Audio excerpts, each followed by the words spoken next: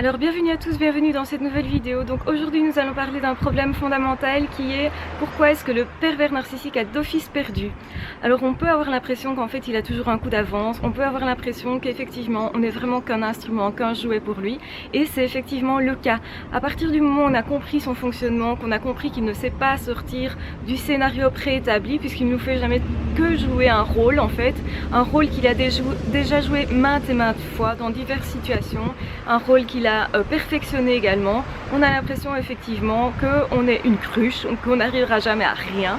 C'est pas qu'une impression d'ailleurs, puisque tant qu'on ne sort pas de ce scénario-là, on est d'office perdant. À partir du moment où on a compris comment il fonctionne, on comprend aussi qu'on peut se dégager de ça, et donc en fait, on comprend qu'on est en fait le grand gagnant. Alors, je vais m'expliquer évidemment pourquoi est-ce qu'on est gagnant par rapport à lui, pourquoi est-ce que pourquoi est-ce qu'on est gagnant par rapport à un pervers narcissique, pourquoi est-ce qu'il n'a pas le sens des défis, pourquoi est-ce que d'office en fait c'est lui qui n'arrivera jamais à rien, lui ou elle, hein, manipulateur ou manipulatrice. Donc en réalité, prenez une victime, dans 10 ou 20 ans, elle aura franchement changé, elle aura certainement gravi des montagnes, elle aura certainement appris beaucoup de choses, elle aura évolué, elle aura partagé pas mal d'amour avec d'autres personnes, elle sera davantage vraie, généralement elle aura pris confiance en elle, donc il y aura énormément de choses qui auront changé dans 10 à 20 ans pour une victime. Pour le pervers narcissique, dans 10 à 20 ans, il sera toujours pareil en fait. Il ne sait pas sortir donc de ce jeu-là, il ne sait pas sortir de ce scénario-là, il va devoir recommencer maintes et maintes fois, et en plus il est complètement dépendant de ses victimes. Donc autrement dit, il est complètement, c'est un peu comme un drogué, il ne sait pas se passer de ce jeu-là, il est obligé de recommencer éternellement. C'est une méthode de survie, mais une méthode de survie qui est complètement, qui est contraire à la vie évidemment, hein. Donc qui est contraire à la vie aussi pour lui-même, parce qu'en fait c'est quelqu'un qui va être angoissé tout le temps, oui, puisqu'il doit toujours vérifier si la victime est toujours bien victime, toujours bien dépendante en réalité, et le seul à être vraiment indépendant c'est le pervers narcissique qui lui recommence éternellement la même histoire, et si la victime laisse toujours une porte ouverte, alors à ce moment-là elle sera toujours victime. Il reviendra en permanence. Alors ça peut donner l'impression que cette personne a le sens du défi puisqu'il revient en permanence. Sauf que c'est pas du tout ça. C'est vraiment une dépendance, quelque chose duquel il ne sait pas se passer. Et donc forcément, on continue comme ça à se mentir à soi-même puisqu'il se ment tout le temps à lui-même. Il ne veut pas voir en fait qu'il est en dessous de tout. Il se sent inférieur mais ne veut pas le montrer. Il triche en permanence et il ne croit qu'aux apparences. Alors la victime de l'autre côté, bien entendu, elle ne croit pas aux apparences, elle croit en l'amour, elle est super empathique, c'est quelqu'un qui sait justement changer son comportement, et c'est à partir du moment où elle va sortir du script préétabli par le PN qu'elle va se détacher de ce PN là justement, donc elle va le désarçonner et que lui ne saura plus du tout quoi faire, il n'aura plus du tout un coup d'avance, bien au contraire il sera à la traîne. Et donc ça c'est très important de vivre ce scénario là justement qui est nouveau, de comprendre, d'être dans cette situation là pour comprendre que le pervers narcissique n'est pas si fort que ça, qu'il est complètement angoissé, il ne sait pas ce que c'est que la zénitude. Alors je sais bien que zénitude c'est pas un mot qui existe, c'est un mot inventé, mais bon, beaucoup de personnes l'utilisent et moi je l'adore donc je l'utilise. Il n'est pas quelqu'un de zen, au contraire c'est quelqu'un d'angoissé. D'ailleurs toucher les mains d'un pervers narcissique, touchez les mains d'un pervers narcissique, vous aurez souvent des personnes qui ont les mains moites. C'est un signe d'angoisse. Et c'est normal puisque tout le temps en train de vérifier que rien ne leur échappe. Et évidemment quand vous leur échappez, qu'est-ce qui se passe? Vous attisez la colère. Et cette colère peut ressembler à la niaque de vouloir réussir. En réalité c'est leur ego qui est dimensionné, surdimensionné même, qui va les empêcher de lâcher la victime.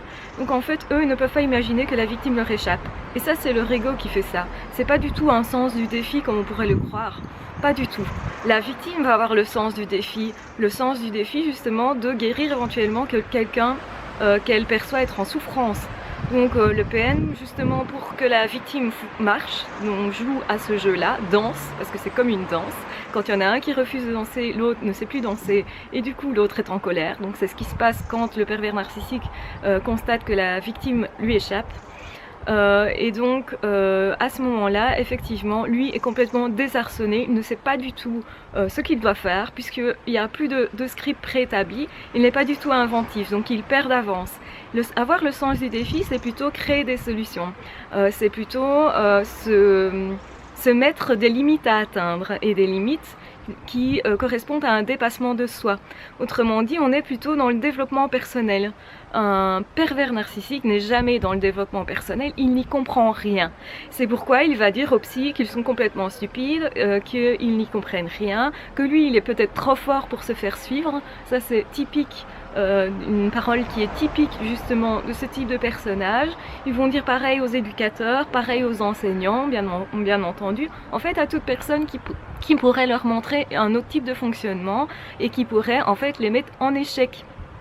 Et c'est pourquoi le pervers narcissique fuit à partir du moment où il se trouve désarçonné, où il comprend qu'il n'a plus de script préétabli et que la victime en est sortie. Il se sent davantage inférieur, ce qui lui fait fuir, puisque au niveau de l'ego, il ne peut pas supporter de se sentir inférieur, même si il le sait très bien qu'il est inférieur. Et c'est pour ça qu'il essaye de détruire la victime, parce qu'il n'arrive pas à avoir ce que la victime a au fond d'elle, cette intériorité justement qu'il envie.